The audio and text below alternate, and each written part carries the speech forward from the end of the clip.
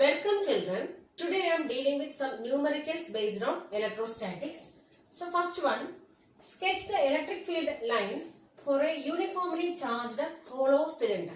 So it is given a uniformly charged hollow cylinder. So it is given that it is positively charged. This hollow cylinder is positively charged.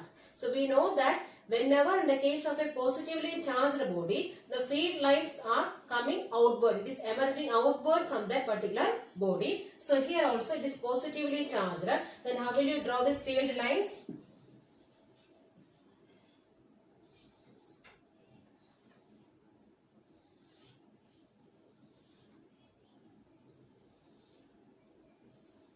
So positively charged.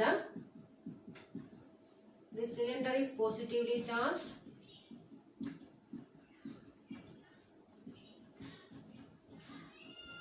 So the field lines are moving outward. That means like this. So these are the field lines.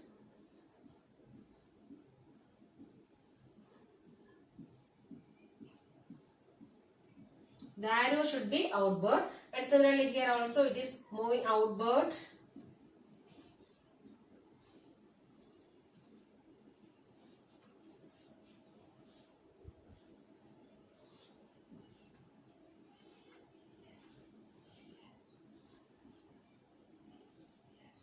So the field lines will be moving outward. So suppose it is given as a negatively charged, means how will you draw the field lines? These arrows will be coming inward. So in the case of negatively charged body, the field lines are going inward. In the case of positively charged body, the field lines are going outward. Okay. Second problem, consider three charges Q1, Q2 and Q3. So we have three charges Q1, Q2 and Q3. Each equal to Q. The magnitude of all these charges is same only. So Q is the magnitude of all the three charges. And all these charges are situated at the vertices of an equilateral triangle. So it is located at the vertices of an equilateral triangle. So we have three charges on the vertex of which one? An equilateral triangle. And this equilateral triangle is having a side how much? A. So this A is the side of this equilateral triangle. Okay. Same side only. So what is the force on charge Q? So we are placing another one charge Q at the centroid of the triangle. So we are placing another one charge Q at the centroid of the triangle, and we have to find the net force acting on this charge Q due to all these other charges. So we have three charges Q1, Q2 and Q3, and three are having same magnitude, are placed at the vertices of an equilateral triangle, and this triangle is having a side A. And we are placing another one charge small q at the centroid of the triangle, and we have to find the total force acting on this charge q at the centroid. Okay. So first of all, if we want to find the force acting on this charge q, we should know what is the distance. This AO, this BO as well as CO we have to find it. Then only we can find which one? The force acting on the charge. Because what is the formula for force? Coulomb, according to Coulomb's law, what is the force? F equals 1 by 4 pi epsilon 0 magnitude of charges Q1, Q2 divided by distance square. So Q1, Q2 and all we know, charges we know, but we don't know this distance. Okay, so we have to find the distance AO, BO as well as CO. Then only we can find which one? This force acting on that one. Okay, so here it is given, this O is the centroid point. That means all the bisectors are meeting at this point. Okay, so it is given as O is the centroid, that means all the bisectors from all the sides are meeting at this point. Okay. So first of all, so this is an equilateral triangle. So what about this angle? The total angle is 60 degree, and here also total angle is 60 degree, and here also the angle is 60 degree. That means here theta is the half of 60. That means here theta is how much? Theta equals 30 degree. Theta equals 30 because total angle is 60 degree. So half, this is a bisector only. This dotted line indicates bisector. This bisecting means what about this angle? Angle also will be bisecting. That means theta is 30 degree. So from this diagram, first of all, from the triangle, from triangle ABD. So ABD. So here I have drawn a perpendicular from A to side BC. That is AD. AD is the perpendicular drawn to side BC. So we have taken a triangle ABD. So ABD triangle. So from that I am finding cos theta. So cos theta equals adjacent side is how much? AD divided by hypotenuse. What is hypotenuse here? Side A only. A. That means AD equals, from this AD equals A into cos theta. So that is equivalent to A into what is cos theta means here how much? 30 degrees. So cos 30. So that is equivalent to A into root 3 by 2. Cos theta value is cos 30 value is root 3 by 2. So we have taken the triangle ABD. So from that triangle I have taken which one? Cos theta. So cos theta equals adjacent side by hypotenuse. That means AD divided by hypotenuse is A. So from this what is AD? AD equals A cos theta, or A into what is theta here? 30 degrees. So A into cos 30 degree. So cos 30 value is root 3 by 2. That means A into root 3 by 2. So this is the value for which one? AD. So this much distance is how much? A into root 3 by 2. So we have to find which one? AO. That means this AO, how will you find out? It may be 2 by 3 times of, suppose this O is the centroid. If O is the centroid, then AO must be equivalent to how much? 2 by 3 times of AD.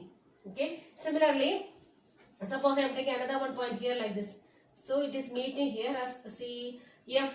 Okay. Then this centroid CO can be written as 2 by 3 times which one? CF.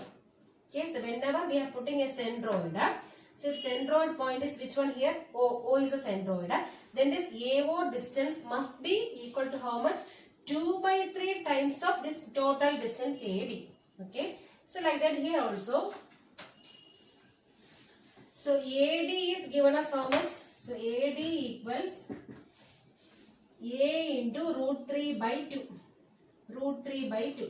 And we have to find this AO distance. So AO equals 2 by 3 times of which one? This AD. 2 by 3 times of AD. That means 2 by 3 times of what is AD? A into root 3 by 2. So 2 cancel. Remaining this 3 can be written as root 3 into root 3. So 1 root 3 will cancel. So remaining we are having A by root 3. So we are getting AO as how much? A by root 3. If AO is A by root 3. So what about other distance CO and BO? That is also same. So CO, therefore CO equals BO. BO equals how much only? A by root 3. Okay, so this is a common formula in the case of centroid. Okay, so this all the distances are same to how much? A by root 3. Now we have to find which one? The force acting on this charge Q due to the first charge at A. It is taken as F1. So F1 is acting like this. So F1 is the force acting on charge Q due to the first charge Q1. Okay. So force acting on small q due to charge Q1. Charge Q1 at which point? At A. That is given by.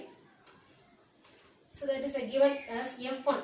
So suppose F1 is the force. So F1 equals, how will you write? 1 by 4 pi epsilon 0 Q1 Q2. That means what is Q1 here? Capital Q into Q2 means the small q divided by distance square. That means A by root 3 the whole square.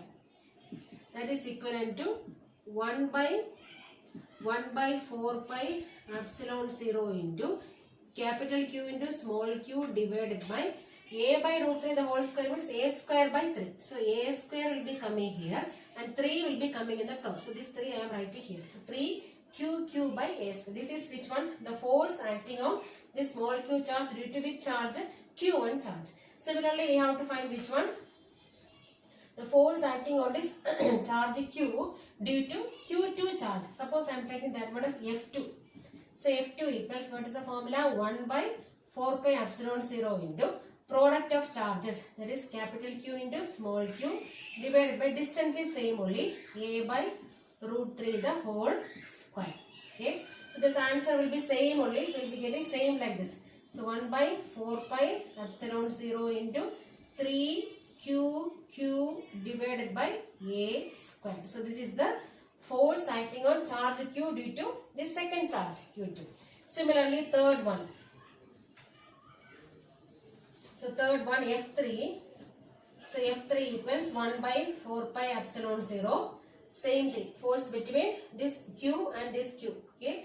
So capital Q into small q divided by distance is A by root 3 the whole square So finally answer is same only, 1 by 4 pi epsilon 0 3QQ divided by A square.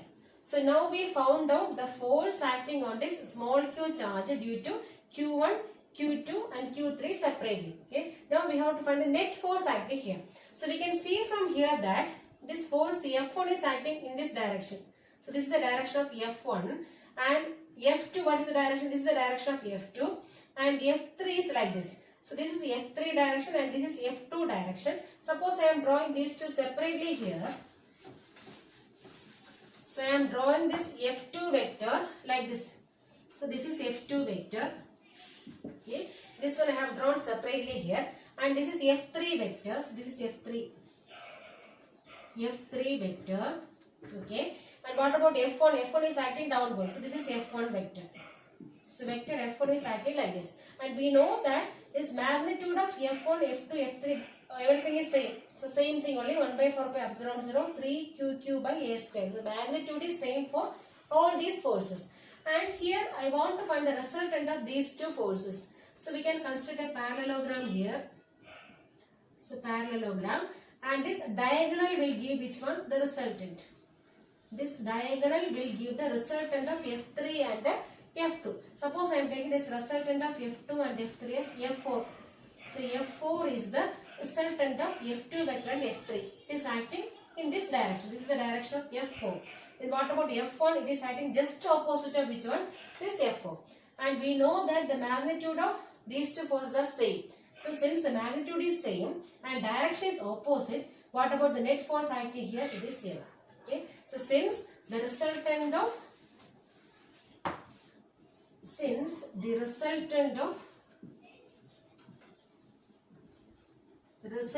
force of F2, vector F2 and vector F3 is acting in opposite direction of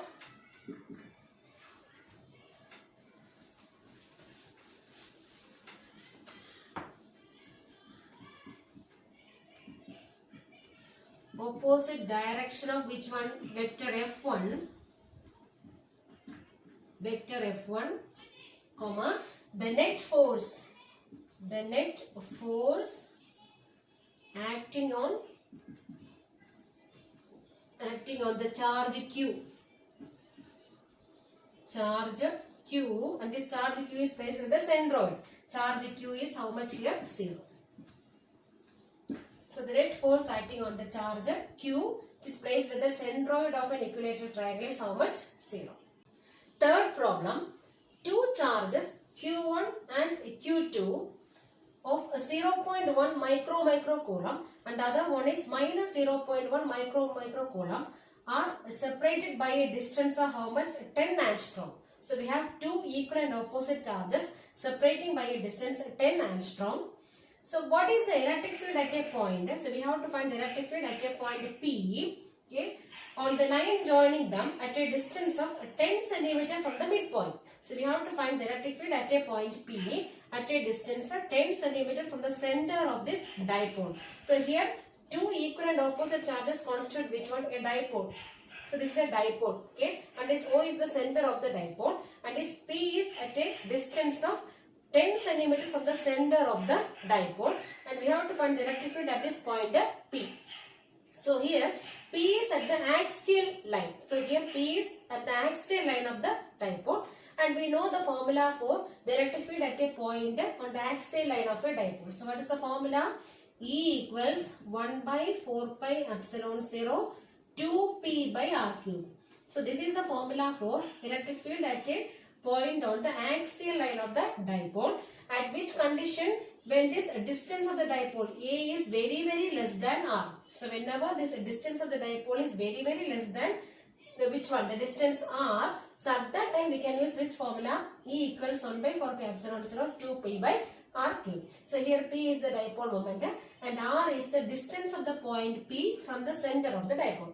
So here, so magnitude of both the charges are now same, 0.1 microcoulomb. So only the sign is different. This is plus and this one is minus. So its magnitude is given us. So here it is Q1. So Q1 equals Q2. So both the charges are having same magnitude of how much here? 0.1 micro coulomb. So 1 microcoulomb means 10 raised to minus 6. That means 0.1 into 10 raised to minus 6 into 1 more micro is there. That means 1 more 10 raised to minus 6. That is equivalent to 1 means it can be written as 1 into 10 raised to minus 1. Okay. Similarly, 1 more 10 raised to minus 6 into 10 raised to minus 6. So here minus 6 and minus 6 become minus 12. And here 1 more minus 1. That means 10 raised to minus 13. So 10 raised to minus 13 coulomb. That is the magnitude of charge. This magnitude is same for both the charges. Now the distance between the charges is given as how much here? 10 angstrom. Distance between the dipole 2a. Distance is normally given as 2a. 2a equals 10 angstrom. But the SI unit of distance is meter. So you have to convert this angstrom into meter. So 1 angstrom equals 10 raised to minus 10 meter. That means here 10 into 10 raised to minus 10. That means 10 raised to minus 9 meter. So this is the distance between the dipole. Then it is already given R. So R is the distance of the point P from the center. So it is given as how much? 10 centimeter. You have to convert into meter, 0.1 meter. Okay. Now we have the formula for electric field. E equals 1 by 4 pi epsilon 0 2p by r cube. So this is the formula for electric field at a point on the axial line of the dipole. The condition is whenever A is very less than R, so we can use this formula. That is equivalent to 1 by 4 pi epsilon 0 value is 9 into 10 raised to 9 into 2 into, so P is dipole moment. So how will you find dipole moment? Charge into distance between the dipole. Okay. So what is the charge value? 10 raised to minus 13 into distance between the dipole is how much? 10 raised to minus 9. Okay. Divided by R cube. So R is how much here? 0.1 the whole cube. Okay. That is equivalent to 2 into 9 is how much? 18 into this 10 raised to 9 and 10 raised to minus 9 cancel. Remaining we have 10 raised to minus 13. Then this 0.1 means actually we can write as 1 by 10. So 1 by 10 the whole cube. So here we will be getting 1 by 10 the whole cube. And this 10 cube will be going in the numerator. So we can write as into 10 cube. So that means 18 into 10 raised to minus 10 Newton per coulomb. So this is the electric field at a point P at a distance how much? 10 centimeter from the center of the dipole. So that is P is the axial point. So in the case of axial point, what is the formula? 1 by 4 pi epsilon 0 2p by r cube. Fourth problem, calculate the maximum torque experienced by a water molecule. So we have to find the maximum torque experienced by a water molecule whose dipole moment is given as 6.2 into 10 raised to minus 30 coulomb meter. And this water molecule is placed in an electric field of how much? 10 raised to 6 Newton per coulomb. So electric field is given as 10 raised to 6 Newton per coulomb. And we have to find the torque experienced by this water molecule. Also we have to determine the work done to take this water molecule and set it anti-parallel to the field. So we have to find the work done to set the water molecule anti-parallel to the field. So first of all we have to find the maximum torque experienced by the water molecule. And second one we have to find the work done to set this water molecule anti-parallel to the field. Okay. So first one. So the torque experienced by the water molecule, the formula is torque tau equals P is sin theta. So this is the formula to find which one? Torque experienced by a dipole. So here tau equals P into sin theta. And here they are asking to find which one? Maximum torque. So for maximum torque, theta value is how much? 90 degrees. So for maximum torque, theta equals 90 degrees. That means sin 90, what is the value? 1. That means tau maximum is how much? PE. So torque maximum is formula is P into E sin 90. Sin 90 value is 1 only. That is equivalent to what is P here? Dipole moment is given as 6.2 into 10 raised to minus 30 into what is electric field at 10 raised to 6. 10 raised to 6. that is equivalent to 6.2 into 10 raised to minus 30 plus 6 is minus 24. And here we are finding which one? Torque unit is Newton meter. So force unit is Newton, and this force into distance will give which one? Torque. That means Newton meter is the unit of which one? Torque. Then second part, they are asking to find work done to bring this water molecule anti-parallel to the field. Okay, so work done formula is W equals PE into 1 minus cos theta. So this is the formula for work done, and here we have to align this water molecule anti-parallel to the field. That means, so this is the field and we have to align it anti-parallel like this. So what is the angle here? Theta equals 180 degree.